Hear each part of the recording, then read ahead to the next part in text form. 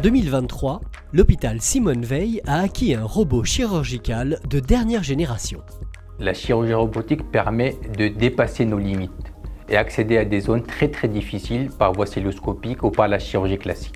Les spécialités qui seront le plus impactées sont les spécialités de chirurgie viscérale, d'urologie et de gynécologie. Nous avons la chirurgie rénale, bien sûr le cancer de rein avec la chirurgie de la néphrectomie totale ou la néphrectomie partielle. Des pathologies bénignes comme le syndrome de la jonction. Nous avons bien sûr le cancer de la prostate et le cancer de la vessie. Les bénéfices pour les patients concernant la baisse de l'hémorragie péropératoire, une meilleure précision qui donne des meilleurs résultats fonctionnels. Aujourd'hui, on a l'ensemble des interventions de la gamme de la chirurgie gynécologique. Ça va de l'intervention relativement simple sur un fibrome par exemple, les interventions sur les descentes d'organes, et puis tout ce qui est intervention sur la cancérologie de l'utérus ou de l'ovaire. L'intérêt du robot, c'est de pouvoir minimiser l'impact sur la santé de la patiente de la chirurgie, c'est-à-dire pouvoir reprendre ses activités immédiatement. En chirurgie digestive, on pratique la chirurgie robotique pour toute la chirurgie colorectale,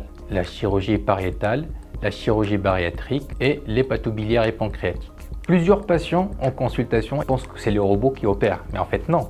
C'est toujours le chirurgien qui opère. Vu qu'il s'agit de chirurgie plus précise, il y a moins de complications hémorragiques, moins de cicatrices, moins d'utilisation d'antalgiques préopératoires. Le robot change beaucoup de choses, principalement dans l'organisation de notre salle opératoire et dans l'organisation de nos temps de travail. Ça va nécessiter une autonomie et une gestion différente des interventions classiques qui est vraiment intéressante, tout en gardant une qualité de soins qui est vraiment importante. Le robot, c'est vraiment le travail d'équipe et on est heureux que le projet ait enfin abouti. C'est un challenge, c'est nouveau, donc on doit réfléchir et ça évite aussi de la routine et on évolue. L'opération, elle s'est déroulée très bien. J'ai pu remarcher dès le soir même, pas de là à faire un marathon non plus. Mais voilà, je me suis sentie normale. J'avais pas forcément de douleur, je me sentais pas forcément super faible. L'anesthésie s'est vite résorbée dans mon corps. Alors les douleurs, elles ont apparu le lendemain de l'opération et c'est normal. Donc il faut évidemment beaucoup marcher. Le lendemain de l'opération, j'ai marché toute la journée dans les couloirs et le soir même, ça allait déjà mieux. Je la recommande fortement. Moi, j'ai vu que du positif dans cette opération, vu que j'ai énormément eu de facilité après l'opération. Depuis maintenant quelques temps, nous avons développé la RAC, le but étant d'opérer les patients pour qu'ils soient le mieux possible, pour qu'ils sortent le plus vite possible et surtout en bonne santé, qu'ils sortent dans de bonnes conditions.